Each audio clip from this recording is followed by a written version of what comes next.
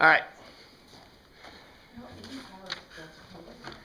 We're headed toward the end of Hebrews. Where's everybody? Okay, so Padilla, I don't want you to forget Padilla, and we're not going to repeat anything, we'll just start with 7. But 7 was one we stopped with before. But here's the words of the day that we'll see. D-I-D-A-C-H-A-I-S.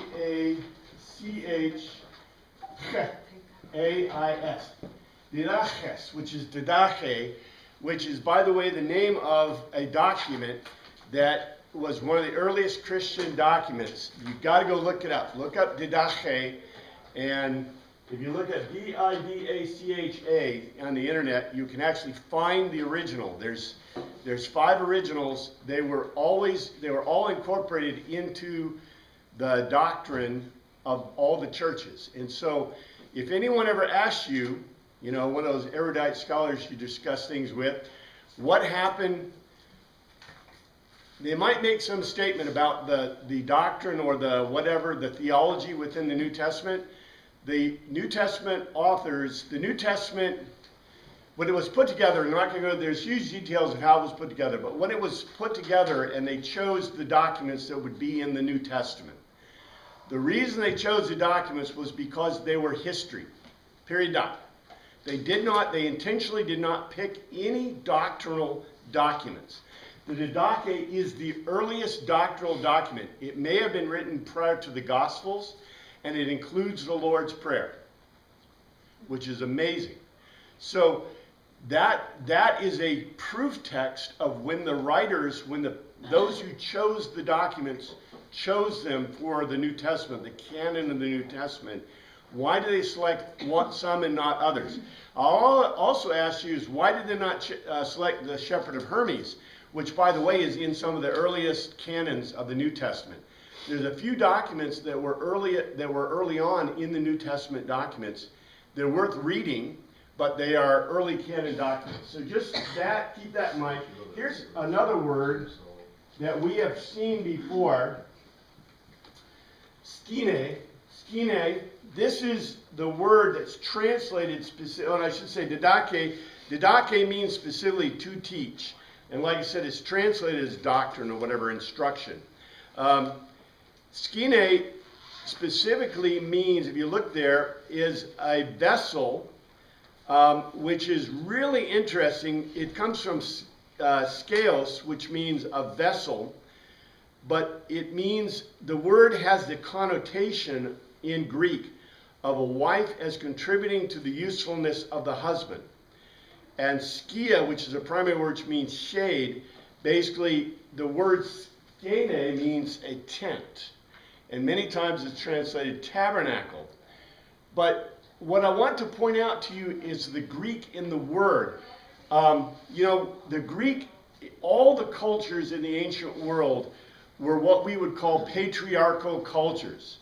But the reason they're patriarchal cultures is because, look, might makes right in these cultures. And so, as a child or a woman, what do you want? Do you want protection or you don't, right?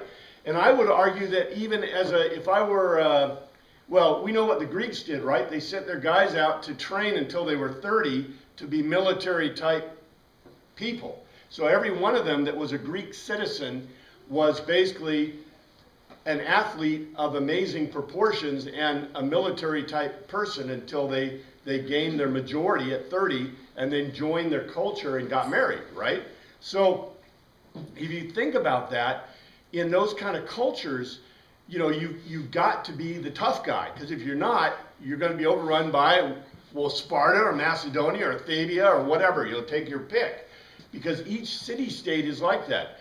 And so women and children did not have a chance if they didn't have some degree of protection. But our idea of patriarchy, or our idea of that kind of culture, is kind of always colored by our view in a law-like society. But look how they thought of women.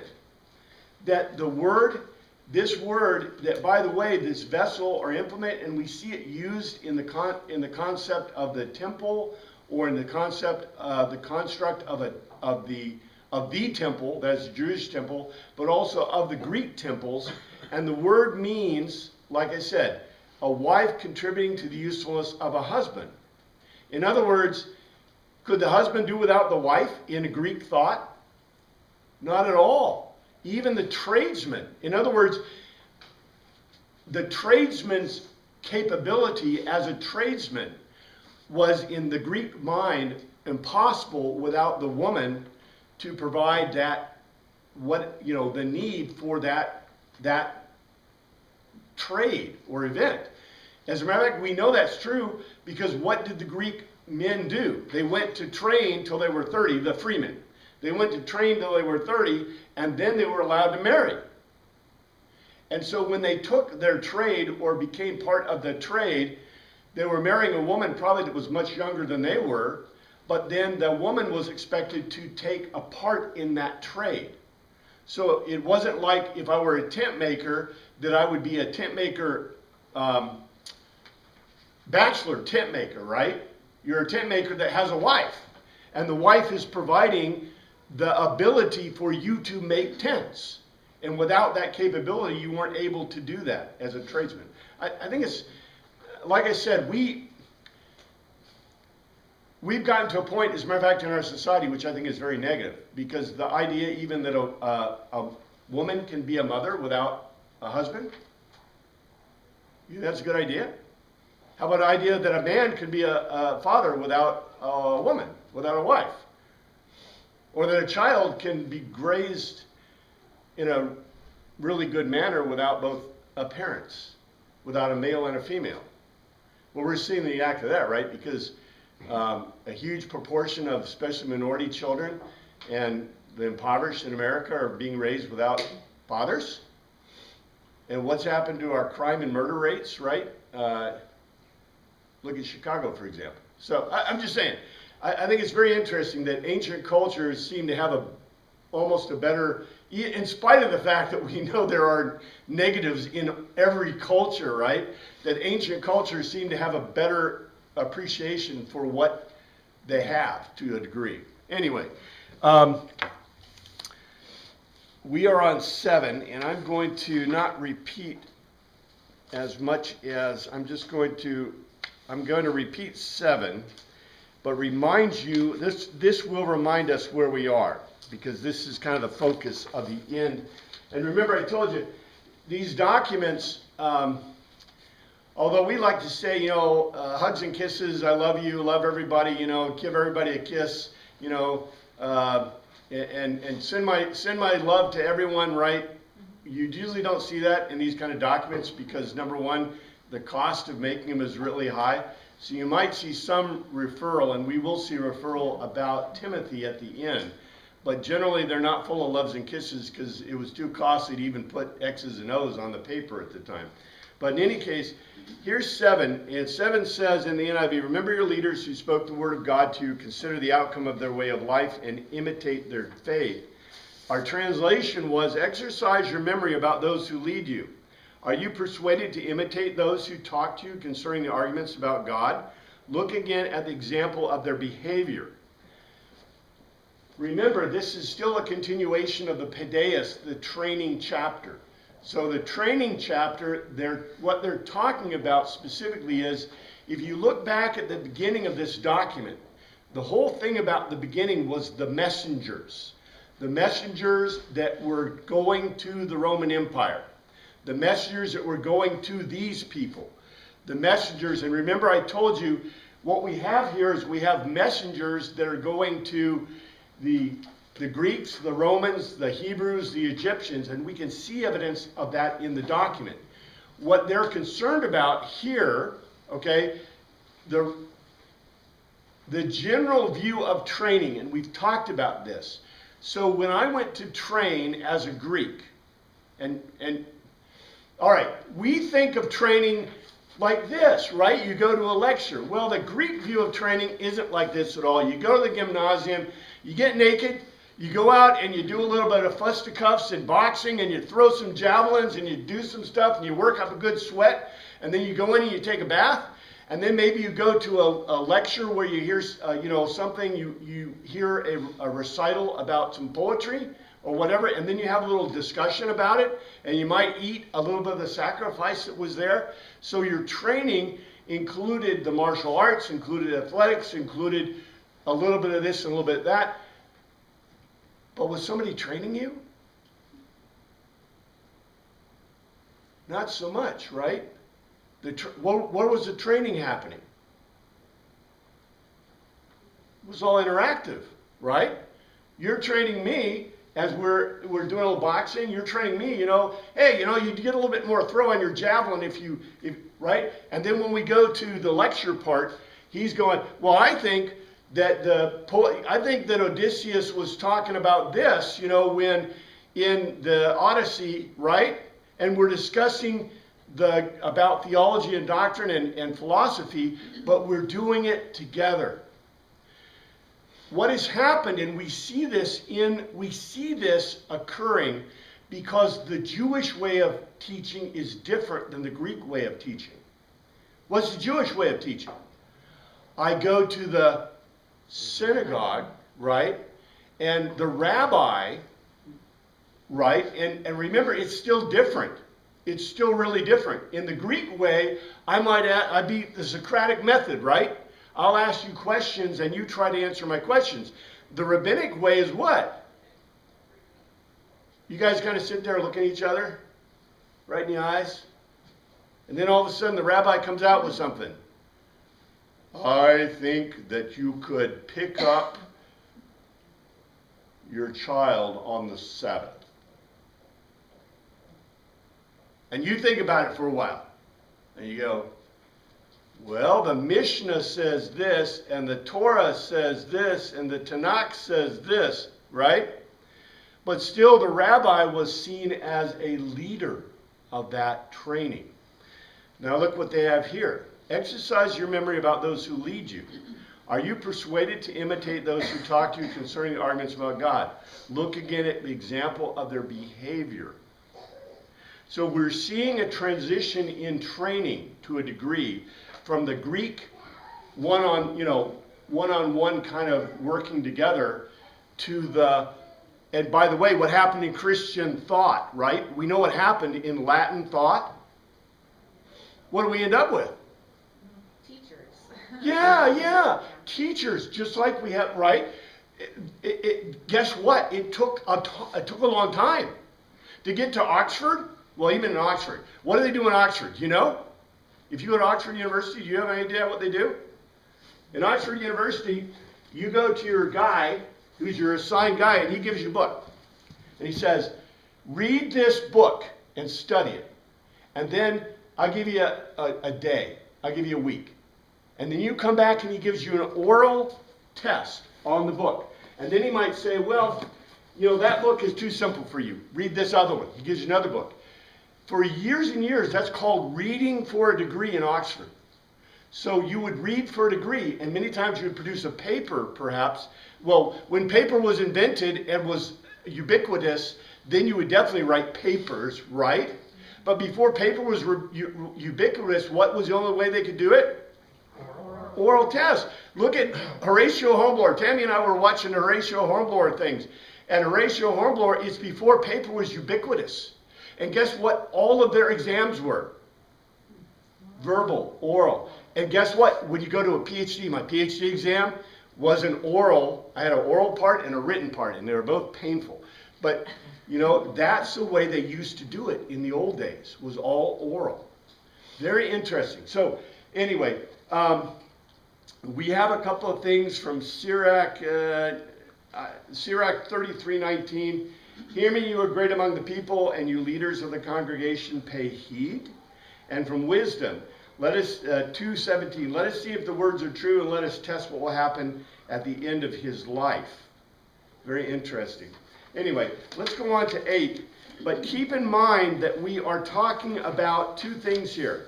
We're talking about leaders, and we're talking about training, and we're talking about the message. So here's what 8 says, which is really interesting. Here's the NIV. Jesus Christ is the same yesterday and today and forever. So parse it into Greek, Jesus Christ, Christos, the anointed, the same, autos, himself, yesterday, check this, in time past, and Kai, Semeion, on this day, and Kai, ice or into the age, an age. A literal Jesus, the anointed Christ, the himself in time past, and on this day now, and in or into this age. So a translation is Jesus Christ, the same in the time past, and on this day, and into the future, which is pretty close to the translation, so it's not too bad. But this still refers directly to the point about leaders. Remember, what is the mystery of faith? Christ has died, Christ is risen, Christ will come again. This is almost a parallel of that. You notice what the last verse said to us? It said in 7, exercise your memory about those who lead you. Are you persuaded to imitate those who talk to you concerning the arguments about God? Look again at the example of their behavior. And what is the example of their behavior? Christ has died, Christ is risen, Christ will come again. In other words, are they giving you the message that Christ is the same in the time past, on this day, and into the future? Why this is important? Okay, we throw out the words like candy, right? Into a parade. You know, when they throw candy to the kids, to us, but look what the words say.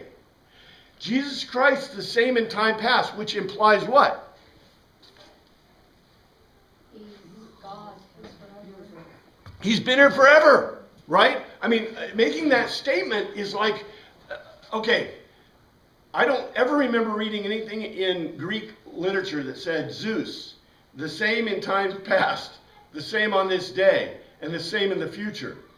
Why wouldn't they ever say that? The gods are pretty capricious. Well, not only that, did the gods change? Yeah. You know, but this is saying, and by the way, remember our picture of the cosmos? I won't draw it again, but you have God over the plenum of everything, and God created. And guess who's in the creation? The gods. Yeah, the pantheon of the gods is in the creation. So they're part of the creation, and God created. So if Jesus is the same in the past, he's God. This parallels exactly what our writer said at the very beginning of this document, that they called Jesus Christ a deity and, you know, equated Jesus with God. He's the same in the past, he's the same now, and into the future, which means he's there, here, yeah. And what's really interesting, and although I translate as well into the future, it's ever into the age. What's the age? We're in the age of the Messiah, right? Which points us back, you know, when they use this word, it's not a code word, but it means something very important to us.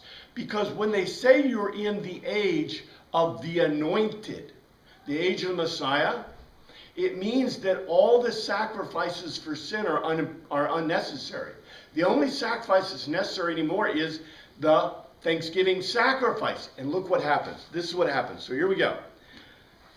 In 9.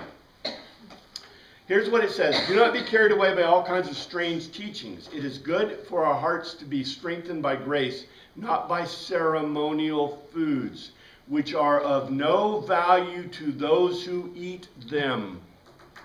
Look at this. Okay, let's parse this and we'll go back. Be is added, not is may. It's lest. It's basically the. It's not the exclusive not, which is oo. Carried about, peripeo, to bear along or aside, near carry, with diverse, poikilos, motley, various, and kai, strange, xenos, foreign doctrines, didache, foreign instruction. For gar, assigning a reason, it is added. A good thing, kalos, beautiful, it's beautiful. That is added. It's the heart, cardia, the emotions, thoughts, and feelings, be established. Babeo, to stabulate, or the basis of an argument. with grace, charis, graciousness, not with meats, broma, food, which have is added, implied, it's implied because it's the have, it's the perfect past, not profited, Othello, and O is the exclusive not, so OU, profited, Othello, to be useful, them that have been occupied, it's peripato, to tread all around therein. Okay, literally, not to bear along or aside, near carry, motley and foreign instruction, assigning a reason beautiful the heart, the emotions, thoughts, and feelings, to stabilize graciousness, not food, which not to be useful to tread all around in. So, here's the translation. Do not accept motley and foreign teachings. Don't accept various and foreign teachings. This goes back to the leaders, right? The leaders need to be teaching the correct teaching. And what's the correct teaching? Christ has died, Christ has risen, Christ will come again. Christ, a deity, God, Christ the Savior, and Christ the future hope, right? So that's what they should be teaching. Don't accept motley and foreign teachings. And the author is saying these are obvious. Assigning a reason, beautiful is the heart, the emotions, thoughts, and feelings, that stabilizes graciousness. Not sacrificial food, which is not useful when traveling. Not useful when traveling. Not useful when walking around. Now this is really important. Who used that word peripato all the time? Do you remember? It's a Paulian word. Paul used that word all the time. As a matter of fact, the gospel used that word all the time. To walk around, basically the way that you spread the gospel or you spread the message is by walking around, traveling around. Exactly. Not sacrificial food, which is not useful when traveling or walking around or spreading the message. The whole point is, and I don't think their translation is great, but it's okay. The most important thing about this translation is the one before it, okay, I told you, it's making the point about being in the Messianic age. In the Messianic age, you expect to have the Thanksgiving sacrifice, right? But what happened to the Thanksgiving sacrifice? They destroyed the temple, right? And so I told you we have a problem. Okay, no matter where you are, but I'm saying we're in Alexandria. But in Alexandria, we have a double problem. Because there is a temple. And in that temple, they are sacrificing the Thanksgiving sacrifice.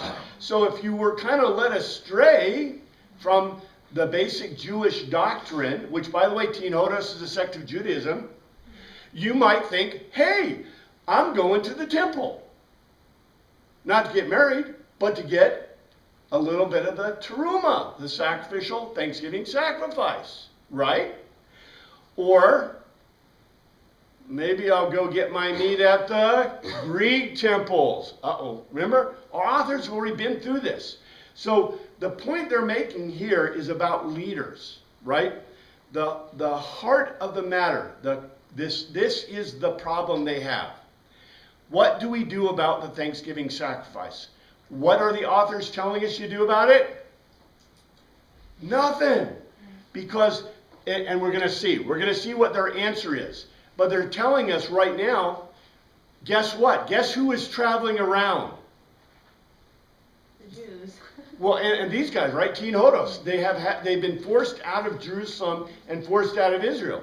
So they're traveling around. So the author is giving them a pass. He just told them, sacrificial meals, sacrificial food is not important. And by the way, well, anyway, let's see what it says. Let's continue. I don't think this is totally negative against Paul, but remember, there is a conflict between Pauline theology and the theology, or not theology. Theology may not be the correct word. The ideas of the doctrine of how you are Teenotos. Remember, Paul said, how do you be Teenotos and do this Thanksgiving sacrifice? Well, if there's meat, eat it, right? So you can do it wherever you are, because you can have a Thanksgiving sacrifice. You can have a Eucharist. But the apostolic fathers, who are basically the ones who came out of Jerusalem, said, no, no, no. No meat sacrificed to idols. So you have a problem. You can't eat the true one. That's what it says. Here's 10. We have an altar from which those who minister at the tabernacle have no right to eat.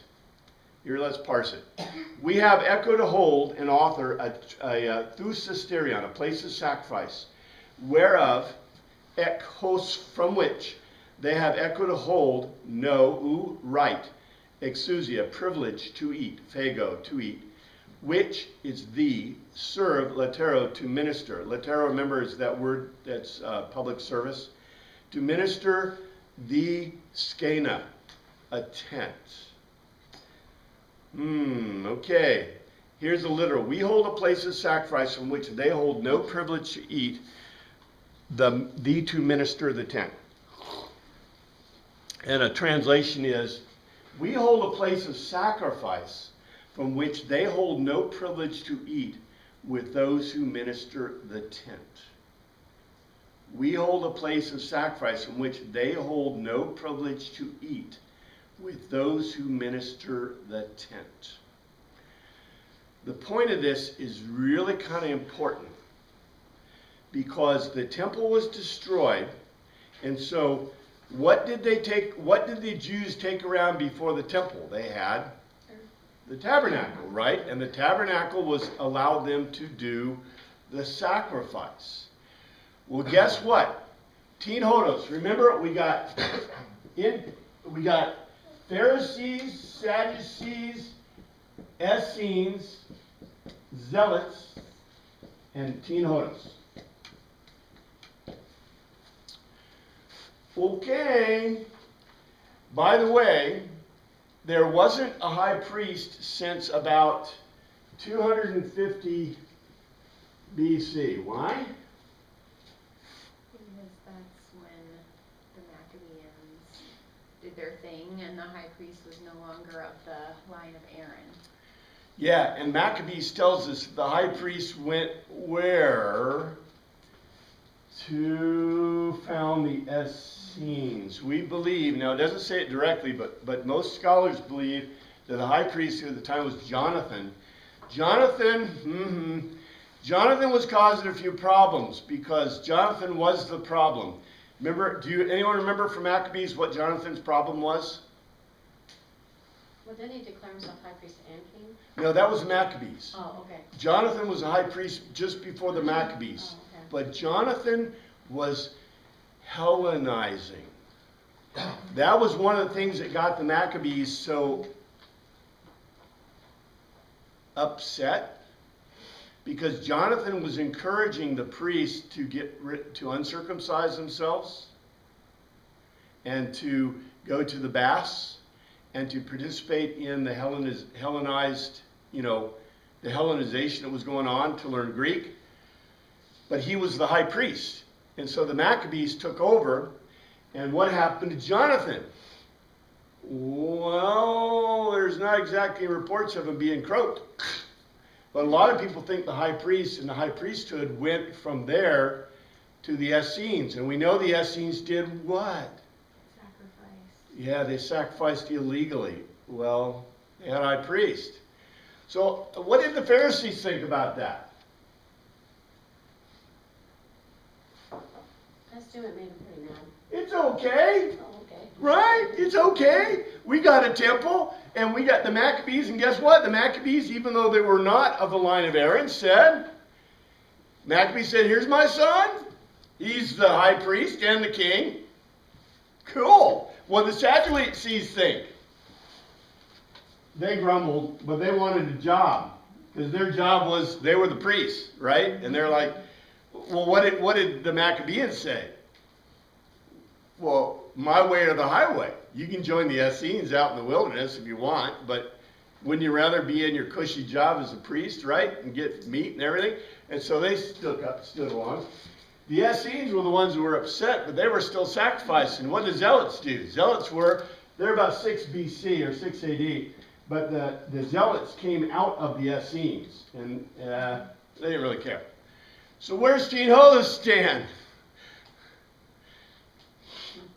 Teen Hodos came out of, where do you think most of the Teen Hodos folks came from? What group? I said the priest. Well, he said, yeah, he said the Sadducees. Well, we know that this after Christ, the Sadducees, especially in Acts, really were becoming. So we got quite a few. You know, there's quite a few. What's the biggest group in this whole grouping? Pharisees. Well, if you want to say, you know, what's interesting is these are the types of the sects, but there was another sect too. Well, kind of another sect.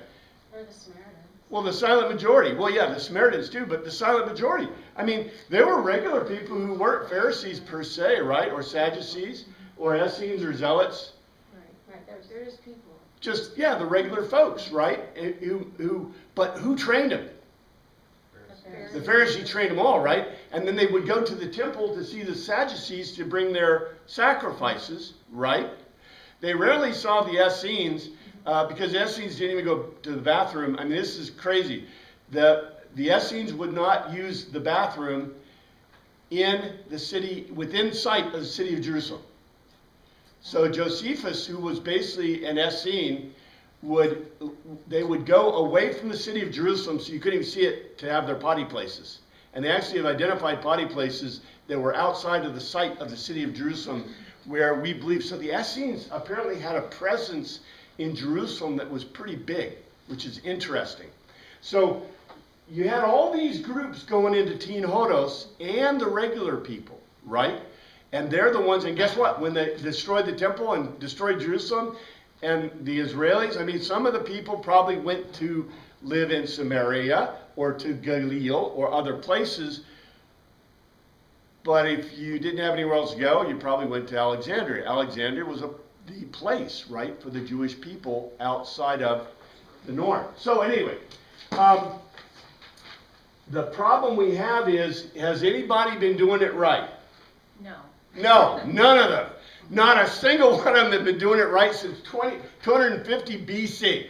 Okay? Now, I think the authors know this. They're not going to point it out, but I think that's their point, right? So they say, we hold a place of sacrifice from which they hold no privilege to eat with those who minister the tents. What are the writers equating themselves with, or the people they're writing to with? Levites. What's that? Levites or what? Well, yeah, those who are ministering the tent, right? So that's the point they're making. We hold a place of sacrifice from which they hold no privilege to eat with those who minister the tent. So those who went from the diaspora, those who left Jerusalem and Israel, wherever they went, I think it's Alexandria. I'm sticking to it. So they went to Alexandria, but wherever they went, right, they are like the traveling Israelites. And not only that, they are like the traveling Levites. They are those who are ministering the tent. They are the leaders. They are the message bringers. They are Teen Hodos. They are the way, right?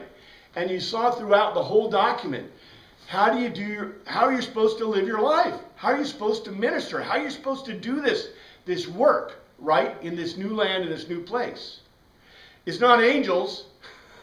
I was retranslating the whole beginning to get into the form I want, and I'm like, every single one is about angels. It's like they're not angels. They're messengers. You know, why would they be writing about angels? It's like, what are they, you know, it's like, okay, where's the angels? No, they're messengers bringing the message of the gospel to the world, and specifically these people. I think that's what's so beautiful. This isn't written to angels, it's written to us, right? And guess what? We were kind of kicked out of Jerusalem and Israel, right? I mean, we're the legacy of Teen Hodos, right? That's why this message kind of speaks to us. Now, we solved our problem. You know, we can't ever get away from that. The problem of the sacrifice was solved for us by John Chrysostom. So we don't have to worry about that anymore, which is really cool. By the way, are we following the sacrifice of the high priest? Christ is the high priest. Oh, I love it. Yeah, because Christ is the high priest, right? So anyway, and that's what our leaders are supposed to be teaching. So let's go on. That's 11. In 11, it's amazing how this all fits together, especially within the context. 11, the high priest carries the blood of animals into the most holy place as a sin offering, but the bodies are burned outside the tent. So this is gar for gar, signing a reason. The bodies, the soma, the body of those, toton, of these beasts, zun, a live thing, whose hos, blood, hamia, hot blood, is brought, espero, to carry inward. This is a really, remember, we had the words prosperio. Remember, prosperio is to bear to the marketplace. And you had, what's the other word? There's another one. There's a wave sacrifice. We'll see that again too. But you notice it says, it uses the word carry inward. So the sacrifice in this case, you know, in the Greek worldview, right? I carry the sacrifice from the gods to the marketplace. I'm distributing it to the people. Prosperio. And then we also had the other ferio, and I can't remember what that term was, but it was what Christ brought. Remember, Christ brought it out. I think it was ausferios or something, but he brought it out, right, to the people. And now we have this isperio, so bringing it inward, in this case to the Holy of Holies, inward into ice, that's into the ho hagion, a sacred thing, by dia through the high priest, the archias, the high priest, for peri, through all over, sin, harmantia, missed the mark, are burned, katakio, to burn down to the ground, without exo, outside the parambola, throwing in beside. Parambola basically means a military encampment. So here's 11, assigning a reason, the bodies of those living things whose blood to carry inward into the sacred thing, through the high priest, through all over missed the mark, to burn down to the ground outside the parambola, throwing in beside. So here's a translation. Assigning a reason, the bodies of those living things whose blood is carried inward into the sacred, the Holy of Holies, by the priest, all because of missed the mark, are burned to ashes outside the battle camp. Now what I want to mark for you, this is really kind of important stuff from a cultural standpoint. Let's see, maybe this would be good color. All right, so here's a Greek temple. Here's the door. Here's the separation. Here's the God. Okay, here's the altar. I kill the animal on the altar, and I cook it. And then I bring the food into here. Any blood going there? No blood. Here's the temple. Okay, this is the Holy of Holies. Here's the holy place. And then here's the altar and the sea. And here's the wall. So in Hebrew, I kill the animal here, and then I take the blood into the Holy of Holies. This is the exact opposite of Greek practice. The Greeks would call this an abomination. The Greeks would say, that's nasty, bad, you can't do that, that's terrible, horrific. Yes, sir? I thought the Hebrews always let the blood flow on the ground. The high priest would take the blood, and during maybe I should teach the Torah class again. Day of Atonement, you go on Holy of Holies. Yeah, on a specific day, but the blood was also sprinkled on the people during other things, like for example, during the scapegoat. But I will point out to you, you can never forget, it tells us in the Torah, is there any sacrifice for intentional sin? Nope. So all your unintentional sin is taken care of. But your intentional sin is still sitting there, man. You got a problem. But for the sins, the unintentional sins of the people, he would go into the Holy of Holies and he would matter of fact, when they did it, on every sacrifice, the blood was placed on the four horns of the altar, and the blood was poured out in the altar. But the biggest problem for the Greeks is, where's the blood? It's inside the temple. And that's why the first thing the Greeks did when they took over, when the Greeks came and did the abomination of abominations, the first thing they did was they destroyed the wall around the temple, because that was an abomination. And the second thing they did is they made a sacrifice of pigs to Zeus on the altar, because that corrected the problem. And what they probably did, you know, you can see what they did, right? They then took the meal into the Holy of Holies, right? For God. Because that's what they believed was the proper way to address God, Zeus. So these are cultural issues, right?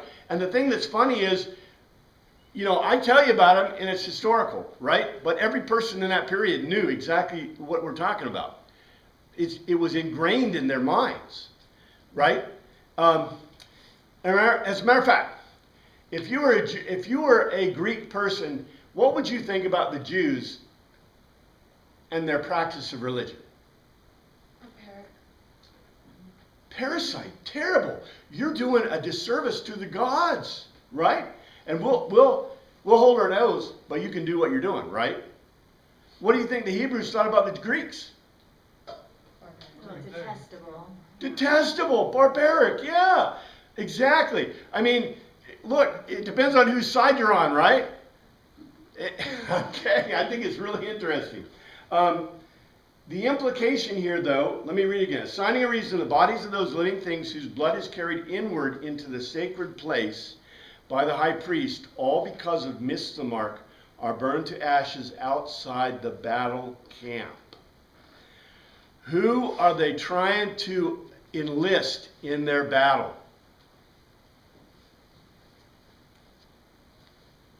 What happened to Jesus Christ? Where did he die? Outside the walls. Now this is really interesting. To the Greeks, the idea of Jesus Christ as a sacrifice for sin is what? That works. It works, yeah, because he wasn't, you know, if he had been killed in the temple, right, or within the mezzocline, or even within the walls of Jerusalem, right, then the Greeks would say that's an abomination. But because he was put to death outside of the walls, outside the temple, now it fits totally within their worldview, right? And you notice he's reminding also the Hebrews. Because the Hebrews, right, I told you, they got ran out of Jerusalem and they were doing the Thanksgiving sacrifice every day in Jerusalem, even though it was illegal to do it. So now they're in Alexandria and they're like, well, what are we going to do? How can we do this sacrifice? And they're reminding them that Jesus Christ, just like the sacrifices in the wilderness, right? That his body, that they make the statement, they were burned outside the camp. The point is that the bodies, and by the way, if you go back and look at the Torah, this is what they did. They burned the bodies of the animals in the Holocaust, not in the temple, but outside. So our authors are trying to both remind us, they're trying to make this line. You don't need teruma, you don't need Thanksgiving sacrifice anymore. Matter of fact, they're going to give you what the Thanksgiving sacrifice is. And I think we get to it. I've got, let's see, I think the last one I gave you was 11, but we can move on to 12. And because in 12, you don't have it, but I can read it to you here.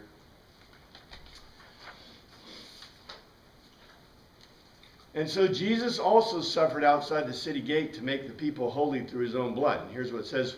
Wherefore Dio, through which thing Jesus also, Hina, in order that he might sanctify, hagazeo, to make holy the people, the laos, the people through his own idios pertaining to self, blood, hamia, suffered, pasco, to experience sensation or impression, usually painful, outside the gate, the pule, a gate. So this is a parallel statement to what we had before. Here's a literal translation. Through which thing Jesus, and in order that he made holy the people through pertaining to self-blood, to experience sensation or impression, usually painful, outside the gate. And here's a translation.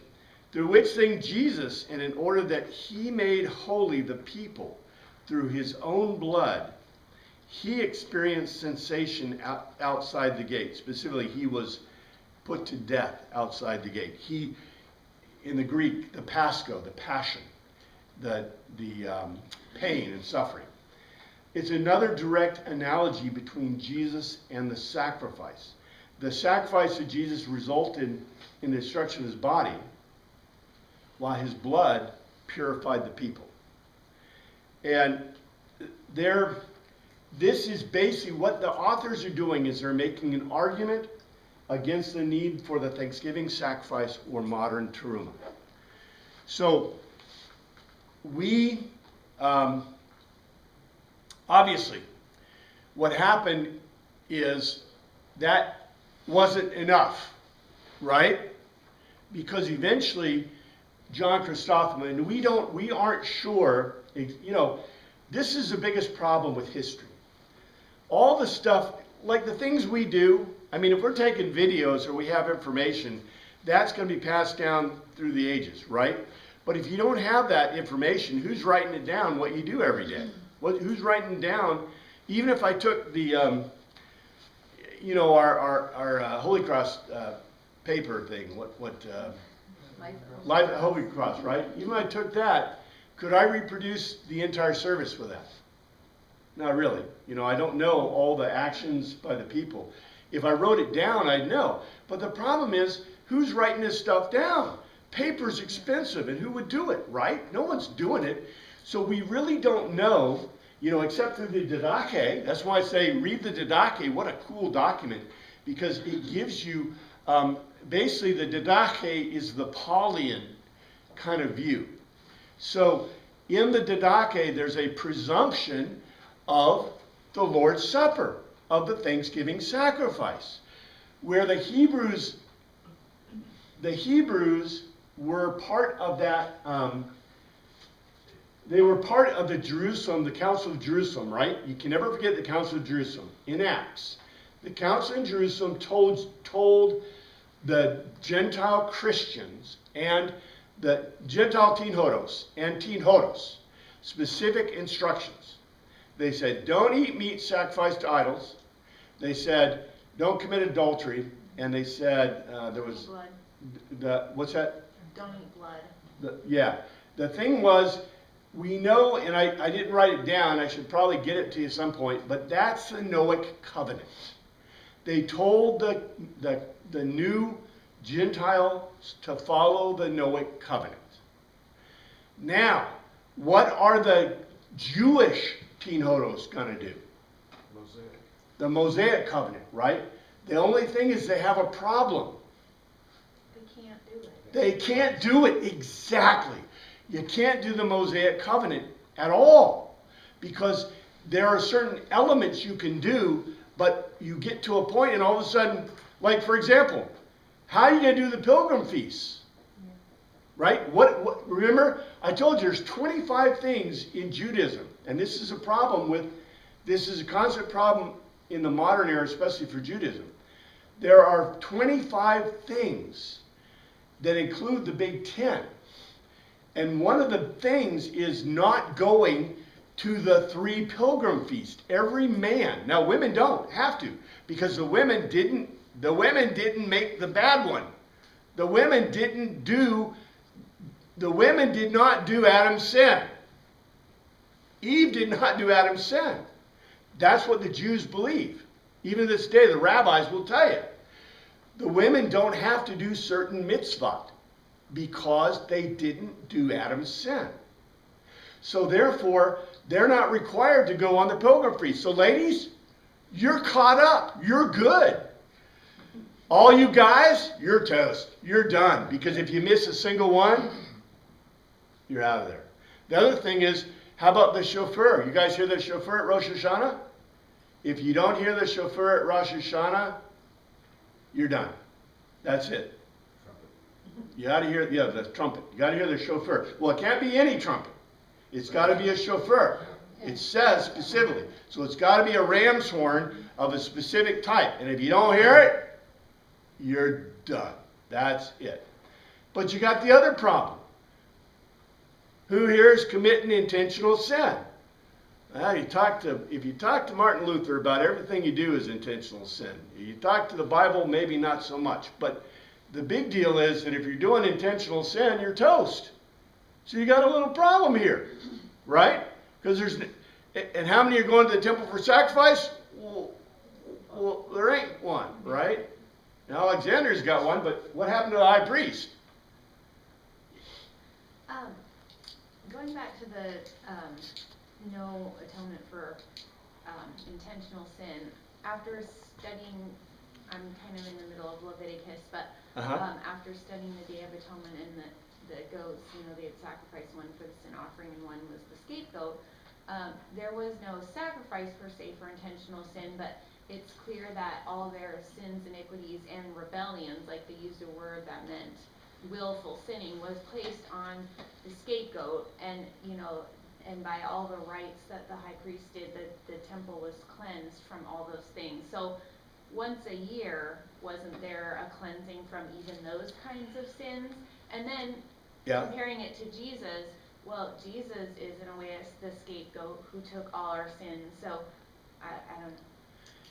If you look back, and I remember teaching this when I taught the Torah class, in the Hebrew, the words used, the scapegoat took away the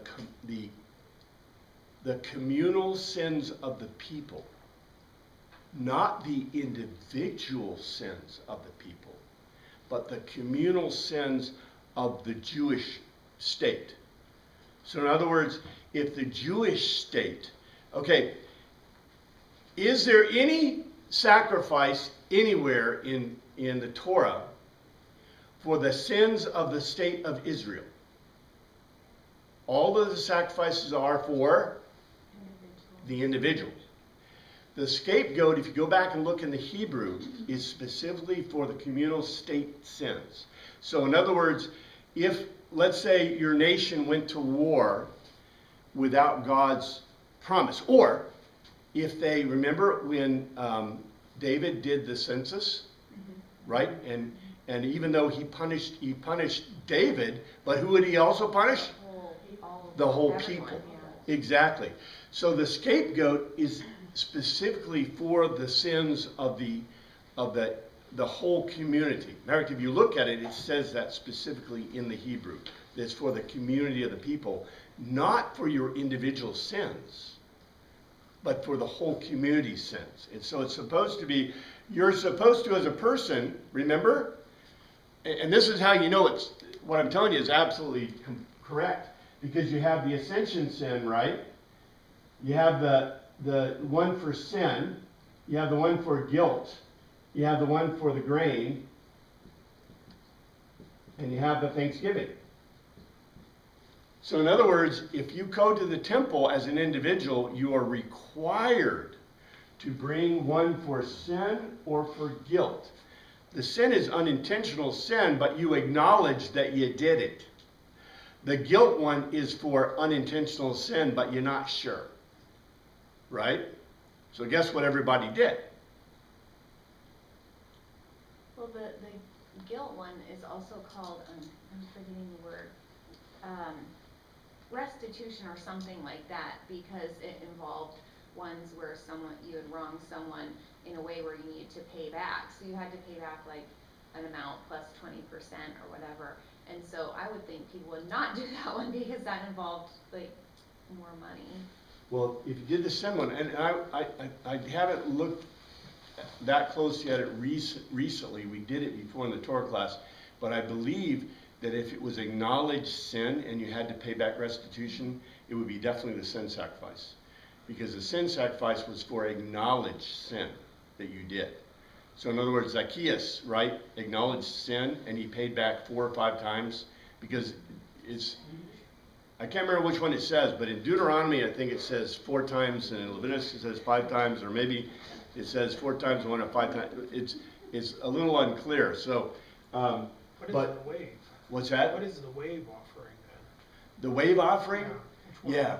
The wave offering is a type of offering that's done that's not for sin or guilt. And I believe, I'd have to go back and look at it, but it's a specific offering for a very specific kind of things. And I can't remember what it is, but although we will see an example of wave offering mentioned in Hebrews at the end here.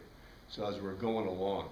But the big deal is, and if you want more proof, the Mishnah says, the Talmud in Mishnah says, there is no sacrifice for intentional sin. And also, the Jewish handbook, I got a quote from about Kiram and Teruma, and it says there is no sacrifice for intentional sin. So I would conjecture that the rabbis, and not only the rabbis, the Pharisees, Sadducees, everybody knew there was no sacrifice for intentional sin. As a matter of fact, what does it say you're supposed to do to a person who sins intentionally? I'll either cut them off from the people or kill them. Cut them off is specifically what it says in, I believe, Leviticus. Anyway, the deal is that you see what God was setting them up for, right? Do you see what God was setting up for? We know everyone sins intentionally, right? So what does that mean in the big sense? You're screwed. You're still not good. You need something more.